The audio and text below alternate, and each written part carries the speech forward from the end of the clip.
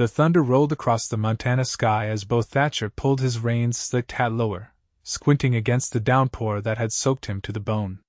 He'd been tracking a stray calf for hours when he first heard it, a sound that didn't belong among the rushing waters of the Yellowstone River and the rumbling skies. A woman's cry, desperate and raw with grief. It was 1878, a hard year for the territory. The Indian wars had mostly settled, but peace remained as fragile as spring ice. Ranchers, miners, and settlers had carved out existences alongside the remnants of native tribes, creating an uneasy patchwork of civilization across the wild landscape. Beau turned his sorrel stallion toward the sound, following it down to a bend in the river where the waters churned brown with spring runoff. There he saw her, a young woman in a sodden blue dress, her honey-brown hair plastered against her pale face as she knelt at the river's edge, one hand reaching out toward the rushing water as if she might plunge in. "Madam?" he called out, dismounting in a swift, practiced motion. "Madam, you all right?" She turned, and Beau felt something catch in his chest. Despite her reddened eyes and tear-streaked face, she was beautiful in a way that made his throat go dry. She couldn't have been more than 22 or 23, with eyes the color of the summer sky. "He took my baby," she sobbed, her voice breaking. "He took my baby and rode off. My little Emma. She's only 6 months old." Beau's hand instinctively moved to the Colt revolver on his hip. "Who took her, madam? Which way did he go?" "My husband," she said, the word coming out like poison.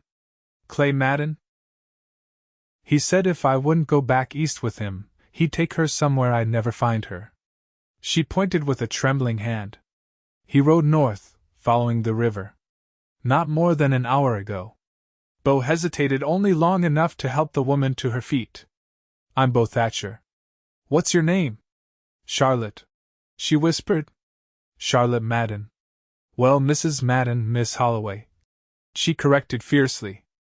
"I won't carry his name another minute." Beau nodded, respecting the steel he heard beneath her grief. "Miss Holloway, then. I need you to get up on my horse. We're going to find your daughter." Charlotte looked at him with sudden hope, but also wariness. "Why would you help me? You don't know me." "No man with any decency takes a baby from its mother," Beau said simply. "Besides, I know these parts better than most. If he's following the river north, there are only so many places he can go." He helped her onto his horse, noting how light she felt despite her soaked clothing. Beau took the reins and started walking, leading the horse along the muddy river bank. The rain was letting up, which meant tracking would get easier. "Tell me about this husband of yours," he said, eyes scanning the ground for hoofprints. Charlotte's hands tightened on the saddle horn. "Clay came west 2 years ago, looking to invest in mining operations. I was working as a schoolteacher in Helena when we met. He was charming, well-spoken. Said he'd build me a fine house and give me a good life." Her voice hardened. "It was all lies. The mines failed. He started drinking, gambling away what little money we had. When I got with child, he seemed to change for a while, but after Emma was born, things got worse." Beau nodded, his experienced eyes catching the impression of horseshoes in the mud. "And today? He burst into our cabin this morning, saying his father back in Boston had died. Said we were going east to claim his inheritance, and I had 15 minutes to pack. When I refused, I've made a life here, have students who depend on me, he flew into a rage. Grabbed Emma from her cradle and rode off." Her voice broke. "Said if I wanted to see her again, I'd be on the eastbound train in 3 days." Beau's jaw tightened. He'd seen men like Clay Madden before, entitled city men who came west thinking they could bend the frontier to their will, then broke under its harsh realities. "Your cabin nearby?" he asked. "About 2 miles up Jackson Creek," Charlotte said. "I ran after him, but he was on horseback. I followed the river thinking he might have crossed." "Smart thinking," Beau said. "But a man with a baby won't try crossing these waters, not with the spring nub making them treacherous. He'll be looking for a bridge or a shallow ford." He paused, studying the trail. "These tracks are fresh." He's heading for Cooperton, I'd wager. The railroad town? Charlotte asked. Yes, madam. If he's planning to head east, that's where he'll catch the train. Beau looked up at the clearing sky. We've got maybe 5 hours of daylight left. If we push hard, we can catch him before nightfall. Charlotte straightened her spine. Then let's push hard, Mr. Thatcher. Beau allowed himself a small smile. Yes, madam. As the afternoon wore on, they made good time. The rain clouds had scattered, leaving behind a crisp, clear day with the scent of sage and pine washing over the landscape. Beau walked steadily beside the horse, occasionally mounting up behind Charlotte to ford a creek or navigate a rocky stretch.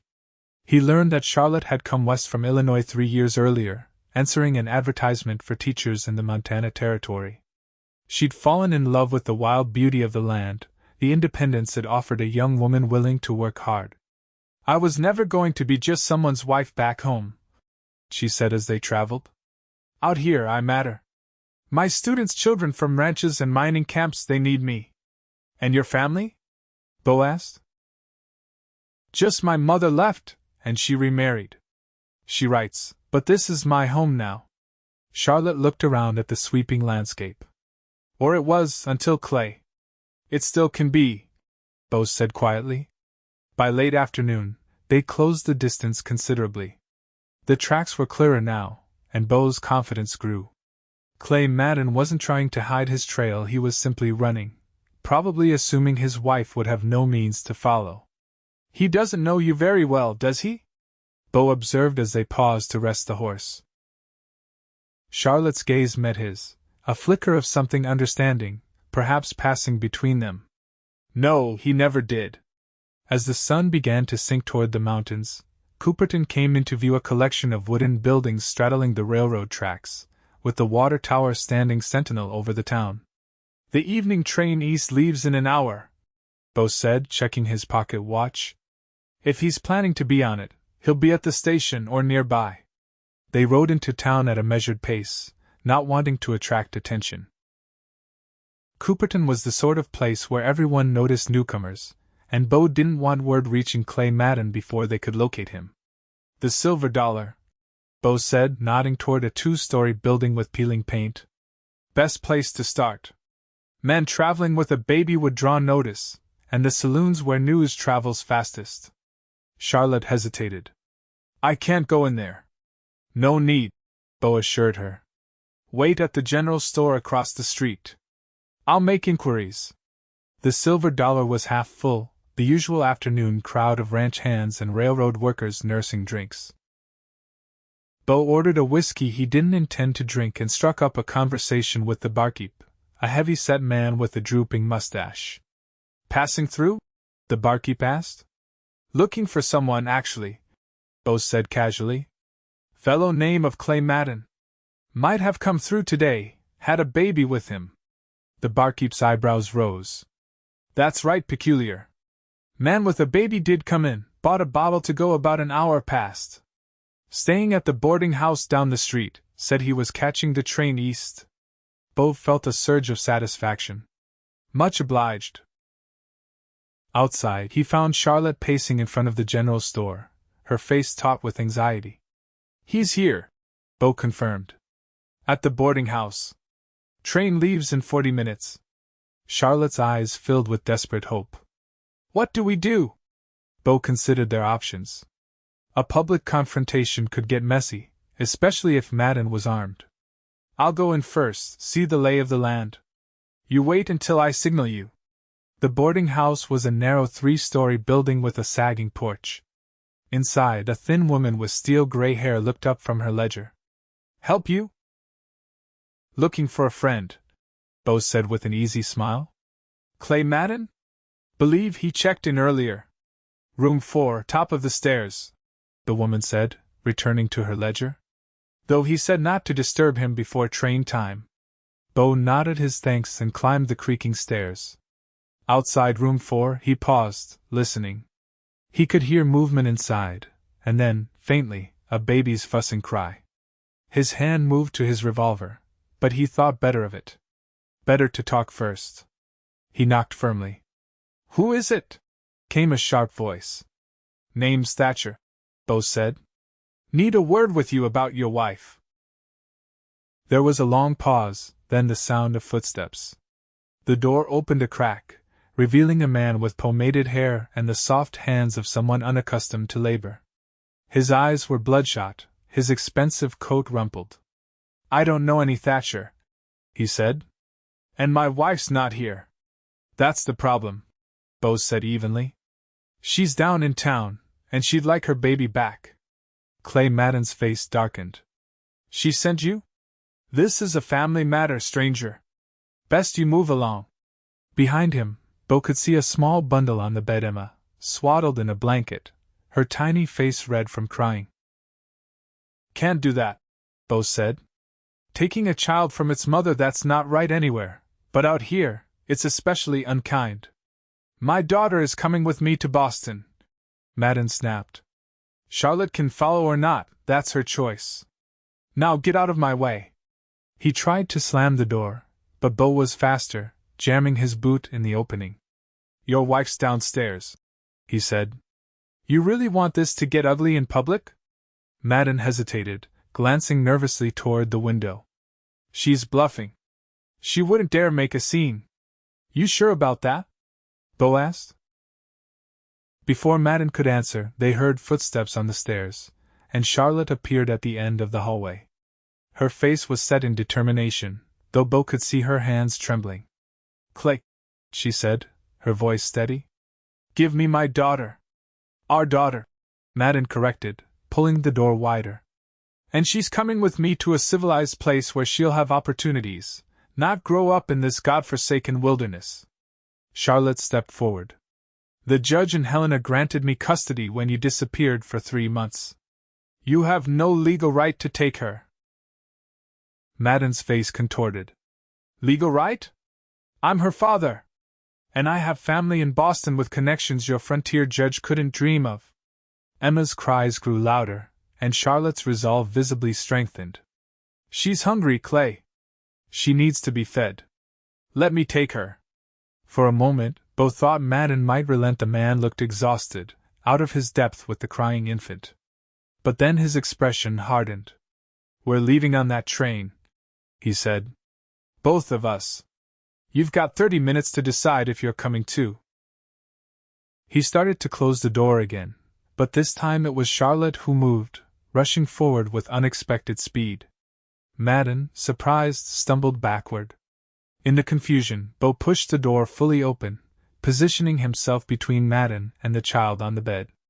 Don't, Beau warned as Madden's hand moved toward his coat pocket.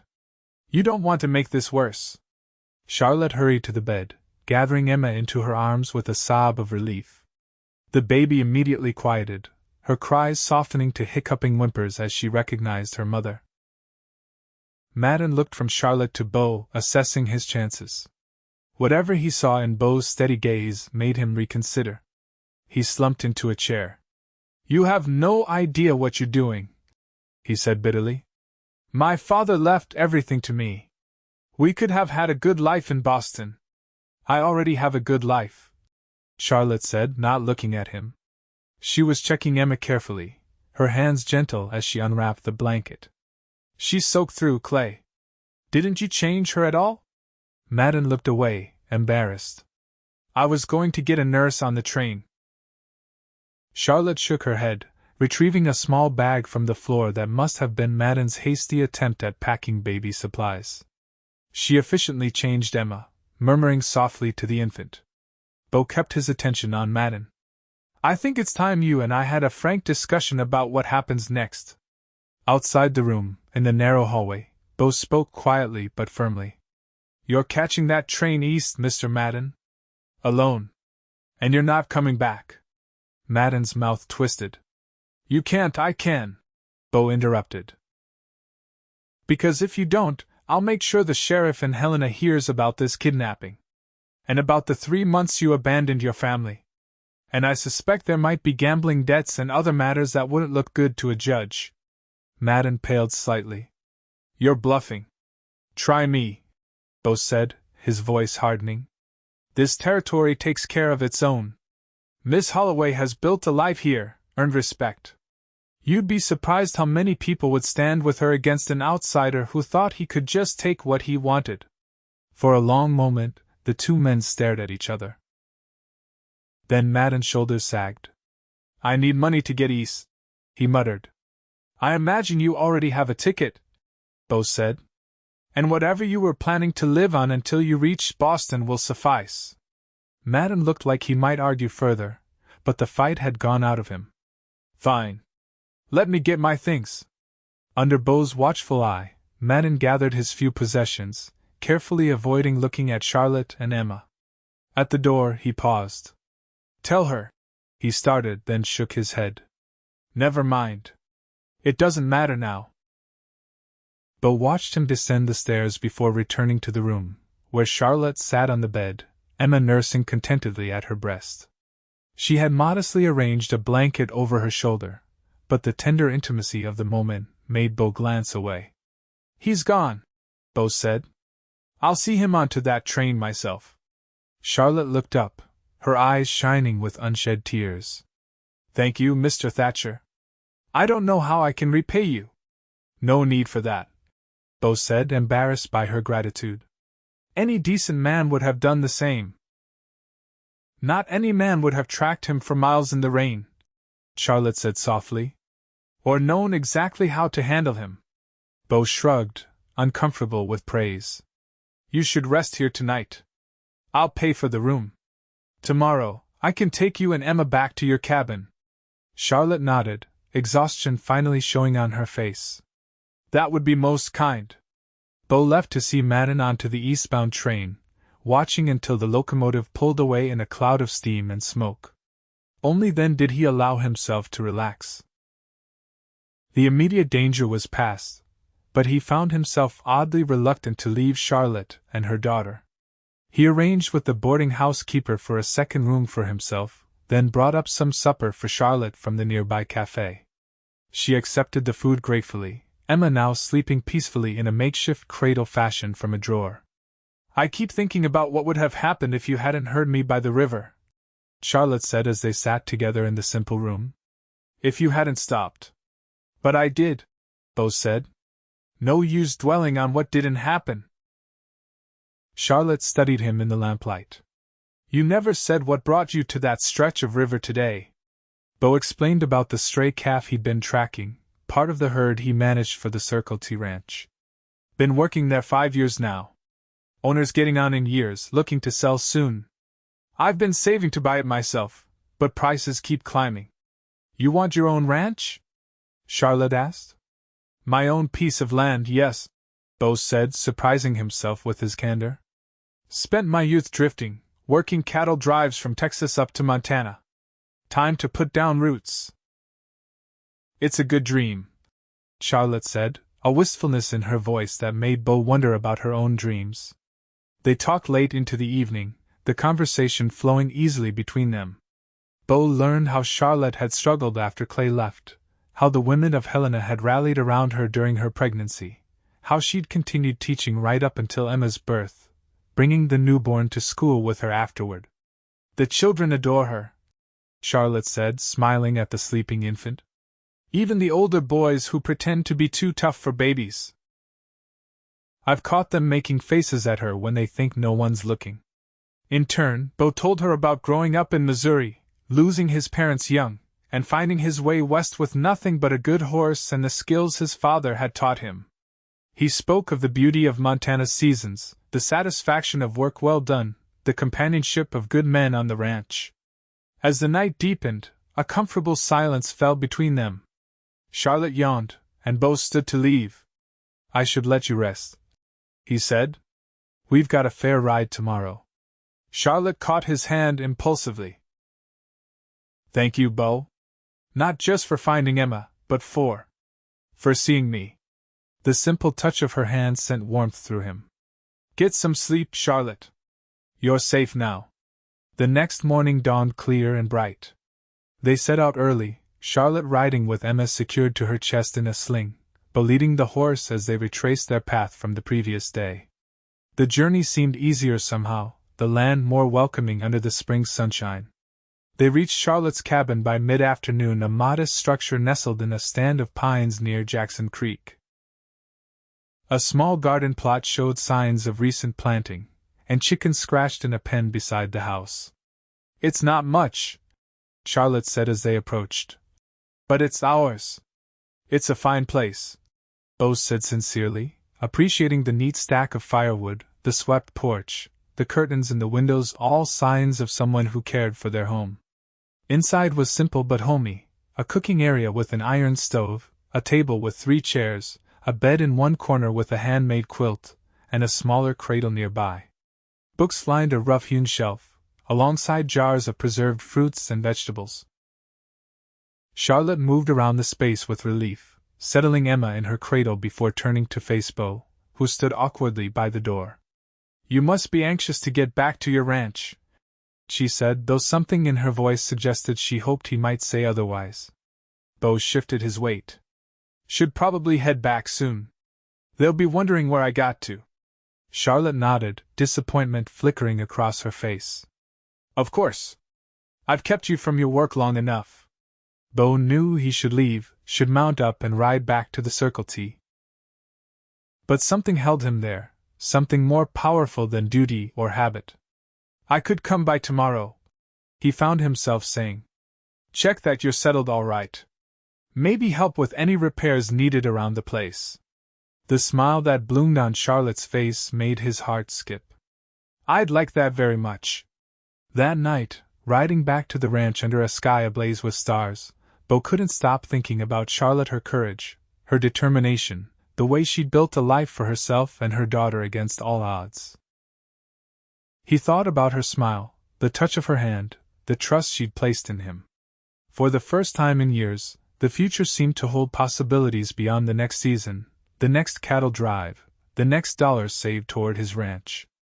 He thought about Charlotte's cabin, how it might look with a proper addition for Emma as she grew, maybe another bedroom for more children someday. Beau shook his head, laughing at himself. "Getting ahead of yourself, Thatcher," he muttered to his horse. But the idea had taken root, and it warmed him as he rode through the cool spring night. True to his word, Beau returned the next day. And the next. Each visit found him staying a little longer, finding more reasons to help around Charlotte's homestead, fixing the chicken coop, reinforcing the cabin roof, tilling more ground for her garden.